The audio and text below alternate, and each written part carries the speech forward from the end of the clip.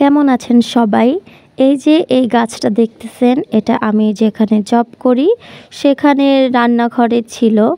গাছটা অনেক দিন আগে থেকেই নাকি এখানে আনা ছিল, কিন্তু এই গাছে কোনো পানি না দেওয়ার কারণে, যত্ন না নেওয়ার কারণে বারান্দার কোণায় পড়েছিল।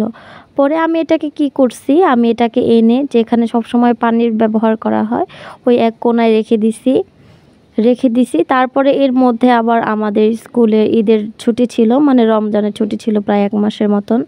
তখন কি করব, গাছটা যদি মরে যায়, এই জন্য আমি ইউটিউব দেখে একটা পদ্ধতি শিখে তারপর আমি ওই যে যেভাবে বোতলের ভিতরে পানি দিয়ে, গ্লাসের ভিতরে পানি দিয়ে রেখে দড়ি দিয়ে যেভাবে গাছের শিকড়ের সাথে দিয়ে রাখা যায়, মানে যেভাবে আর কি দড়িটা পানি পানি সরবরাহ করে গাছের শিকড়ে, ওভাবে দিয়ে রেখে গেছিলাম।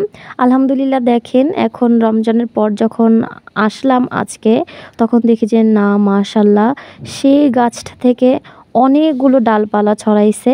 এবং কি আমি এখান থেকে ডাল কেটে নিয়ে যাচ্ছি আমার বাসায় আমি লাগাবো।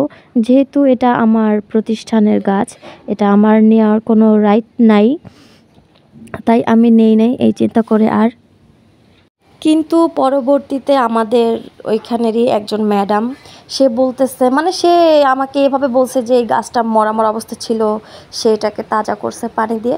যাই হোক, তারপরে উনি এই গাছটা ওনার বাসায় নিয়ে গেছে। বিষয়টা আমার অনেক, মানে আমি মুখে কিছু বলি নাই, কিন্তু আমার অনেক খারাপ লাগছে, কষ্ট লাগছে।